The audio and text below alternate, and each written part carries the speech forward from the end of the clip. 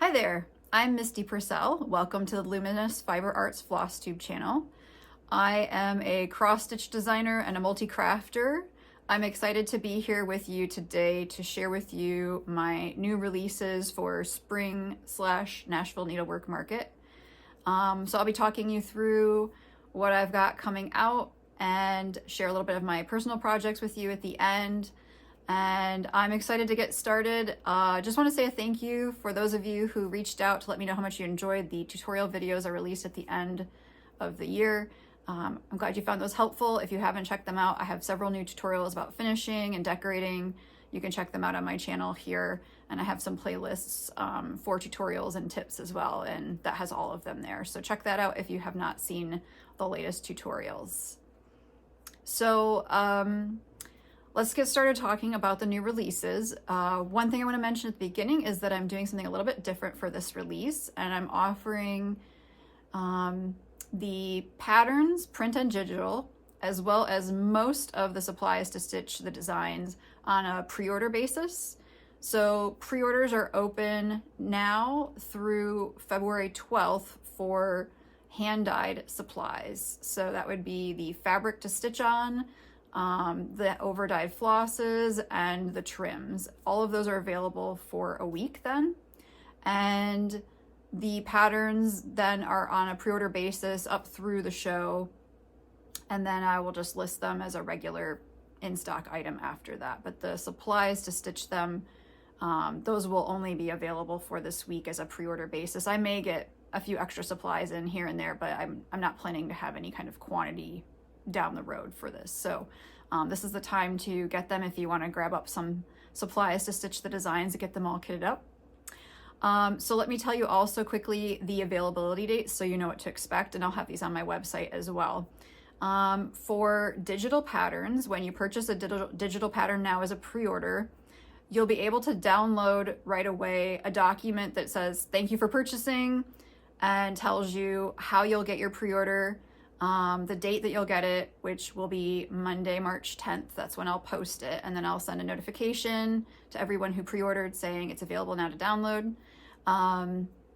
The document also has all of the pattern information, model information, so the stitch count, fabric floss, any subs that you could use so that you can get everything that you need together in advance if you want to. So Monday, March 10th is when the PDFs will be published to you for those who pre-ordered, or if you're waiting, that's the day that they will stop being listed as a pre-order. They'll also go up on Etsy that day as well. Printed patterns will be available to ship on Monday, March 17th. So if you only purchase patterns without any other supplies, they'll start shipping then. But if you purchase the overdyed supplies, then it will be later. I'm expecting it to be about mid-April. So it takes quite a while. I have to leave enough time for you to pre-order, and then I need to get it to the dyers, and then they need time to dye it and get it to me, and then I need to go through it, make sure it's all correct, and then get it out to you. And it's a crazy time of year with market, so they've got a lot going on, but that's what I'm expecting the time frame to be. If that would change, if it were to be longer somehow, I would let you know. Obviously, if it's shorter, your order gets shipped out sooner. So just know that if you purchase a pre-ordered item, along with non-pre-order items, everything's going to ship together once all of your items that you've ordered are in stock. Okay, so let's talk about the new designs. First up, we're going to talk about a Stitcher's Quaker. And this design is one that I created for the Annabella's pop-up retreat in the summer of 2024. And I just love stitching themed designs. I love doing them. I love stitching them. I just think they're so fun. I love displaying them. So I wanted to design something that would be something I thought everyone at the online retreat would enjoy. And this design was inspired by a vintage pincushion. It was a pincushion inside of a bird's nest on a branch, and then there was a bird perched on the branch next to the nest. And so I obviously didn't, it was just a starting off point. I obviously didn't make mine look like that, but I loved the idea of the pin cushion kind of nestled inside of a container like a nest, and the bird landing nearby. And so that was my inspiration for this.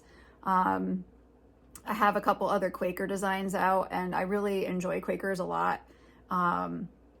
So I just wanted to kind of combine two things that are, I guess, historical or older, and then kind of give my modern take on them.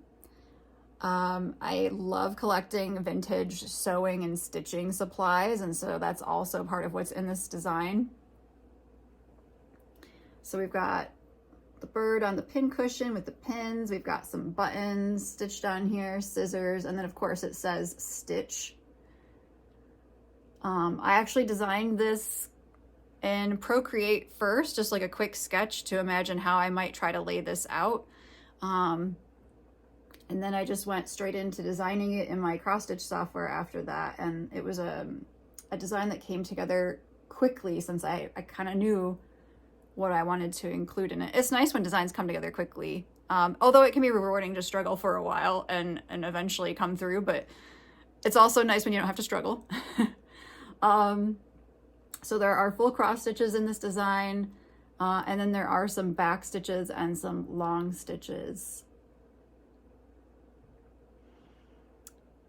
So let me give you some information about this design, the supplies. So I will, if it's like a long list of flosses, I'm not going to list them all because they're listed on the pattern, and it would be a lot of work for you to keep track of it.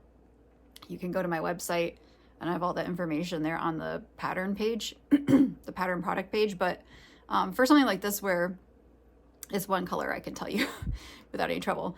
This design was stitched on 32 count cappuccino linen by Fiber on a Whim, using 3 skeins of Classic Colorworks ribbon red. And this model was stitched by Paige Reynolds. She did a beautiful job. Thank you, Paige. Love the variegation in ribbon red. It's just one of my favorite reds. It is just, I don't know, classic red to me, and really beautiful. So I love how this turned out, and I hope that you will love stitching it too. So I framed it, but it's a relatively small piece, so you don't have to frame it. You could finish it flat and maybe mount it on something. Could be a large pillow, could be really cute finished on like a stitching bag. I think that would be a really neat idea. Lots of possibilities. You could display it on a shelf. You could display it next to your stitching chair. If you have a little stitching area, that would be really cute to have this in it. Like I said, I like to collect vintage sewing supplies, and so this summer when I put out my vintage sewing supplies on the display behind me here, this will be going up too with those supplies. So that is a Stitcher's Quaker. Next up is the design called Trick or Treat. And I just love this. This was designed for the Halloween mystery box that I released in 2023. So I'm happy to finally be bringing it out to the public. It's no longer exclusive. And this design, well, if you don't know, if you're new here, I love Halloween. So I'm always happy whenever I'm designing Halloween. But the design started out, I started out with just this idea, Trick or Treat. I think I had sketched it out in Procreate. Yes, and so I had done that, and maybe this is too much information, I don't know. I get ideas in the shower. So I was in the shower and I was thinking about the design, and I was like, well, you know, smell my feet. Could I do something for that? And then give me something good to eat. Like, could I do the whole rhyme? And I was like, I should see if I can come up with something that would be interesting. So my theory about the shower, it's not the only place I have ideas, but I think the reason why the shower is a good place to get ideas is because there's no stimulation. At least in my shower, there's no windows. It's a very boring beige, and then you've got the curtain, and there's just not much to look at. So I think it's the low stimulation environment makes it good for getting ideas. So anyway, I did sit down and see what I could come up with for the other little scenes, and played around with this quite a lot. The borders, I experimented with seeing what would look good, and I really like them stitched together, but these would also be super cute if you stitch them separately as ornaments and hung them on your Halloween tree if you have one. So I'm curious to know which is your favorite portion of this design. I think for me, it's the good to eat part. Although smell my feet, I really like too. It amuses me. The witch has a tiny little wart on her chin. I don't know if you can tell. And she's smelling a smelly boot. It belongs to her. I've got a crow on a jack-o'-lantern, an owl, and a moon. They're carefully observing what's going on. And then the cat is hungry. So yes, this is really fun. This one was stitched on 32 count Stonehenge linen from Forbidden Fiber Company.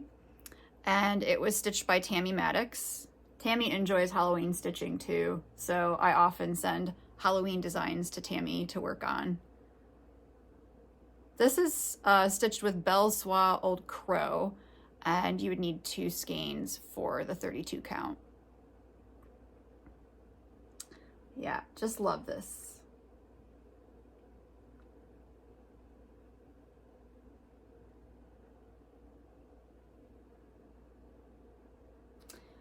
Okay, let's go on to the next design. So next up we have what I call Boo Pin Drum. He's so cute. So this was originally one I thought would be included in the trick or treat design. I tried to incorporate it, it wasn't working, but I loved it so much that I didn't want to not have it come out as a design. And so I decided to make it its own separate design. It's a separate pattern, but it does coordinate with trick or treat. And I use the same fabric and floss. I actually model stitched this one. Shocking, I know. I don't have a lot of model stitching time, but I did do this one and it was really fun and quick. So Stonehenge 32 count linen, Belle Soie Old Crow. My mom made the pins for the pin drum. This was finished by Helen D., also known as East Coast Crafter. So she did a wonderful job. She's got a tutorial on how to finish a drum if you have not finished a drum before and you want some tips. If you're not into drum finishes, this would also be super cute on top of maybe like a round box, or you could finish it as a round ornament. That's also another great option. So yeah, I just love how he turned out because, he's trying to be spooky, but he's just really cute. So the cuteness, I think, overpowers the spookiness, but you can decide whether you think he's more cute or more spooky. 1 fat quarter of fabric will be enough to stitch both Trick or Treat and Boo, and the 2 skeins of the Belle Soie will be enough to stitch both designs as well. So 1 fat quarter, 2 skeins of Old Crow. So it's always fun to stitch with silk. I am a big fan of silk stitching, and especially like a 1-color project or a 2-color project where you don't have to think very much is really nice. So this is a don't have to think so hard kind of project, this and Trick or Treat. And frankly, the Stitcher's Quaker as well. I've got a lot of monochromatic designs. This release, for some reason, they all just kind of ended up in the market releases for some reason. Okay, so let's check out the next design. So now we have a more colorful, multicolored design, and it says Tricks or Treats, but the design is called Spooky Sweets. This is all about all the delicious candies that kids are excited to get at Halloween and the awesome candy buckets that you carry around with you while you go trick-or-treating. Let me know what your favorite Halloween candy is in the comments. So my favorite candy in general, I have a few. So you're allowed to list more than one if you want. I love Kit Kats. I love Take 5 bars, which is like a newer candy bar in the candy bar world. And I also love peanut M&Ms. Those are my favorite candies, and not surprisingly, they all include chocolate. So this design, it's really about trick-or-treating and how fun trick-or-treating is, and getting the candy and grabbing your little candy bucket to go collect it. But it's also, for me as someone who grew up in the 80s and 90s, it kind of is an homage to the McDonald's Happy Meal Halloween buckets that many of us got as kids. I know I had some, and I did sell them, and I'm sad about that now. There's not much that I regret. You know, I'm pretty good about like not hoarding things. There's a few things that I've let go of that I wish I'd kept, and the Halloween buckets are one of the things. I had 2 of the pumpkins and 1 ghost. So I'm celebrating the awesomeness of collecting candy at Halloween with these cute little candy buckets. So we've got 3 little jack-o'-lanterns. One is like kind of like a bag, and then the other 2 are like plastic pails. We've got a ghost, we've got a Frankenstein, and then I had to include an adorable black cat. We've got candy corns, all kinds of candy falling from the sky. It's an abundance of candy because it's Halloween. So this was super fun to design. And once again, Tammy Maddox came to the rescue and stitched this for me. This is using my bead and rickrack finish, as well as just my standard pillow finish. So you can see I did the seam along the long way here on the back. So check out my tutorial if you want to try this kind of finish. I love it as a pillow, and I'm going to put it on a shelf, but you could frame it. You could also finish it flat and like hang it on a sign. I thought it would be really cute if you have like a candy dish at Halloween. You could put this right next to the candy dish and it'd be really like a cute little display, whether the candy dish is for the people living in your house or for the people coming to your house to trick or treat on Halloween.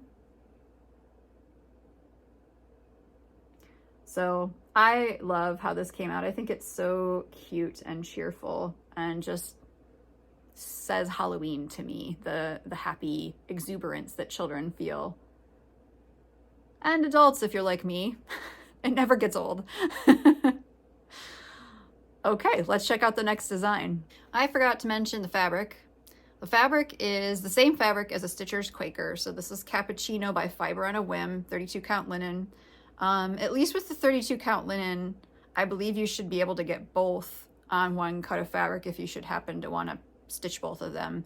I would put this one the width. So if your fat quarter is about 18 inches, this is like 12 something. So I put this like at the bottom, and then you could put the frame piece at the top, or you can play around, but both should fit, at least on the 32 count. I'm not sure about 28 count without doing some math, but 32 count, yes. We've covered stitching themes. We've covered Halloween. What is next? Christmas, obviously. I just love vintage stuff, and I had to design a Santa and a Frosty that were very retro in my mind. So this is called A Vintage Little Christmas. This was a Jingle Ball exclusive that now is released to the public. And this is stitched on 32 count white Zweigart linen. I used 2 skeins of Hollyberry from Gloriana. So another silk design. I love the sheen, especially with the shiny frame. It's so pretty. This is a great way to dip your toe into silk stitching if you've not tried it yet. Just pick something that's one color that takes 1 or 2 skeins, give it a try, see how you like it. So this is all about, you know, cute and happy Christmas. This is kind of a hearkening back to mid-century Christmas. Think shiny bright ornaments and aluminum Christmas trees and tinsel. That is the feeling that I wanted these to evoke. So I wanted them to take you back to that time and just like the happiness of those Christmases. Not that the Christmases since then haven't been happy, but I really love a retro Christmas. So speaking of retro Christmas, I just watched this really interesting presentation, and it was about mid-century Christmas and some of the things, like the reasons why there were aluminum trees, which, you know, I didn't really even know about that except from watching Charlie Brown when I was a kid. Like, what's an aluminum Christmas tree? So I obviously as an adult have known, but at the time I did not. Anyway, she explains like the tinsel, the dangers of some of the different products that were out in the 50s and 60s, some of the really cool things about Christmas at those times. It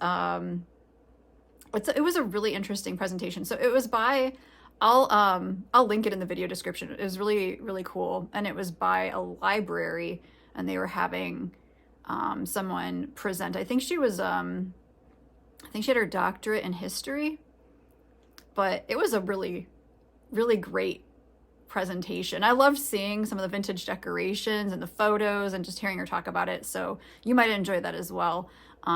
If you're watching this and you like my style and the vintage vibe that I have, you probably would be interested in it. So I'll link it in the video description. So once again, we've got our Jolly Happy Soul and Ho Ho Ho for Santa Claus. So I framed these, but you might want to finish them as pillows. I'm going to show you a photo of a pillow finish from one of the Jingle Ball attendees, Julie Kay. And that might make you want to do a pillow finish instead of a frame. Because honestly, after I saw her finish, I'm like, I don't think I would have come up with such an amazing pillow finish as her. But it made me wish I had done a pillow finish. I mean, I love this, but her finish was like, wow. So I got to show that to you. Okay. And I just love these. I had them on display this year at Christmas. They made me so happy. Last year, I guess now. And I hope you will love stitching them. So we have one more new release. It is also Christmas themed. So I will get that for you. So the final new release for the spring is called Merry Minikins. And Minikins are just small things, right? And they're merry because there's multiple of them. They're ornaments, and they're inspired by my love of Santas as shapes. So if you've been with me for a while, you know I sewed up some Santas that were shaped like a moon. I love Santas shaped like stars, moons, circles, squares, you name it. Santa as a shape. I don't know what it is.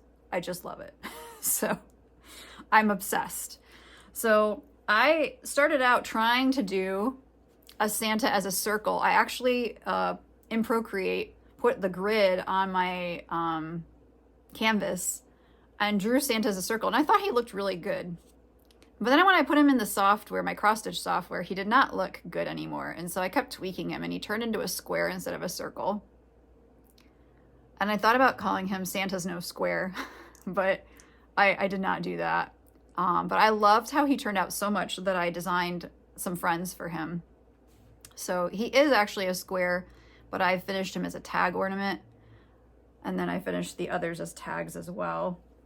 These were stitched by Paige Reynolds, and she did a beautiful job. So here's Mrs. Claus. She's got some eyelashes.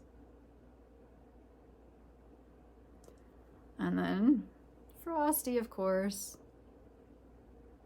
looking all jolly and cute and chubby, which is just how he should be. So I don't really have a way to hold all of them at once, do I? Okay, kind of. Not really. So these are finished with baker's twine. I get mine from Michael's. It's called Celebrate It. And you can get it in the gift wrap section, the regular gift wrap section with all the party stuff. And then the pom-poms, or the felted wool pom-poms, these are from Tada Felt Studio. They're 1 centimeter. The color is Poppy.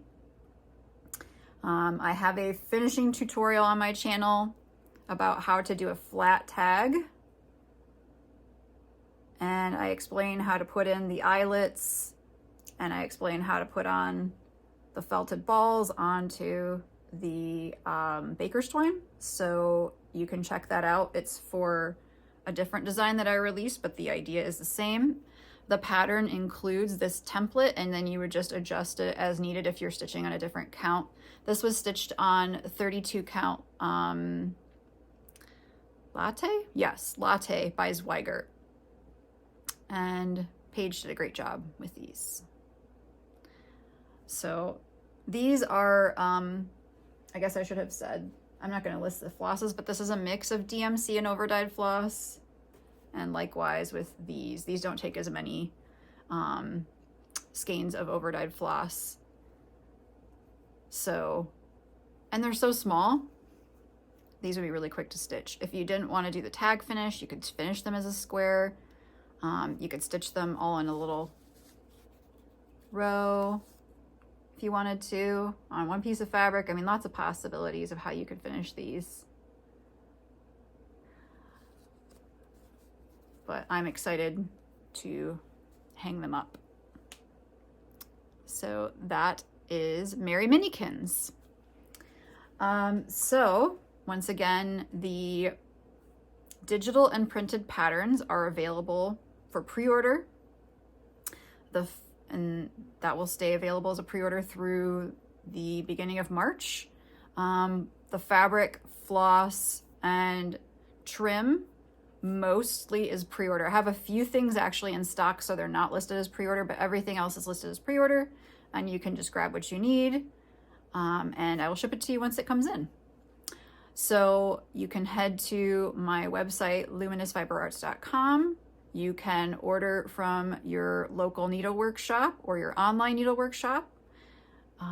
Any of your shops that are attending the Nashville Needlework Market can get these patterns for you so that you can have some fun stitching and decorating your home for the holidays and for the not holidays, for any occasion.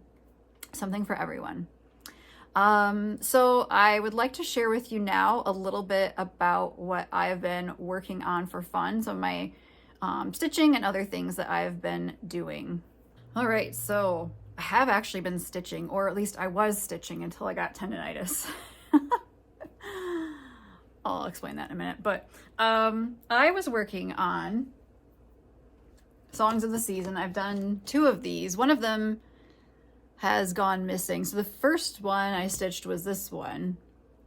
And I actually was like, did I really stitch it or did I just imagine it? But I have, you know, I photocopy a page so that I can mark it up as I stitch it.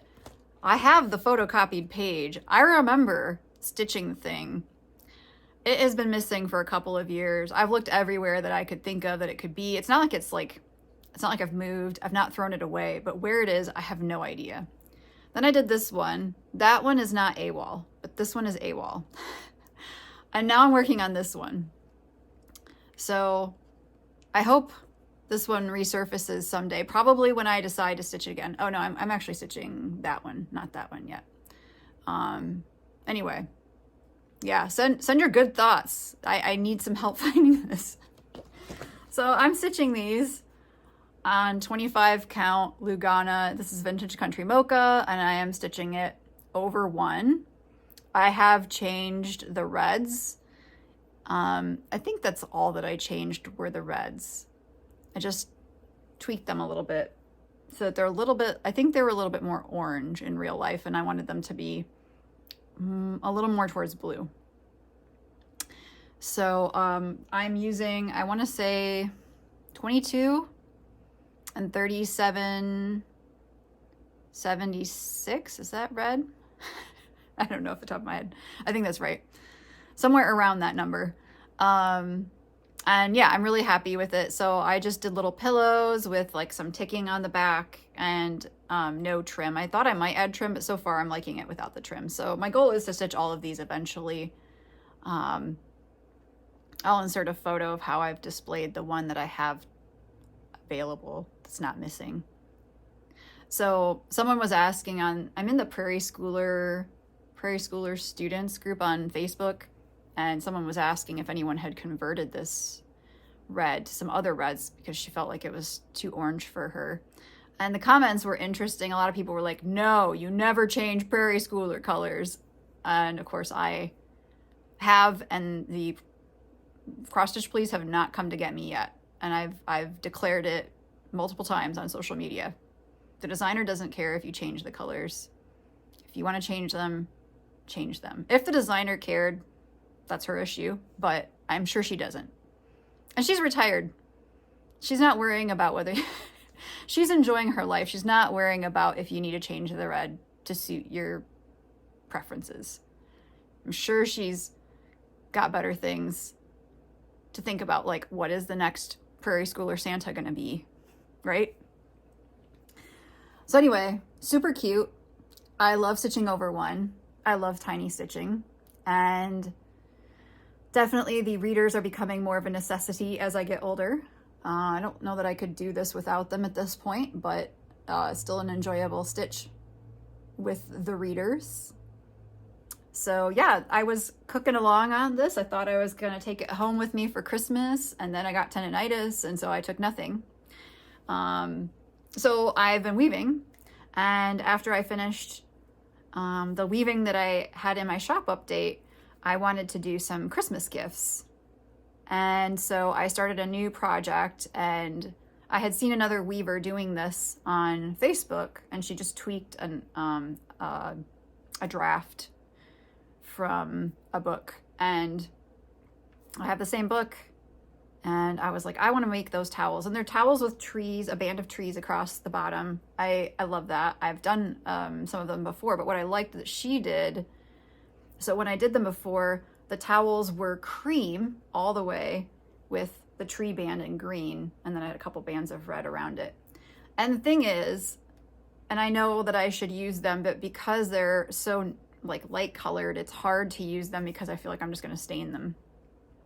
But she had done natural for the warp, and then she did green for the weft for the whole towel plus the tree. So there was just like one area that would be cream around the tree so that they stood out, and then the rest would be green. And I was like, that is a good idea, because then the stains don't really show and you're more likely to use them. So that's what I did. I put natural on the loom, and then, or did I put white?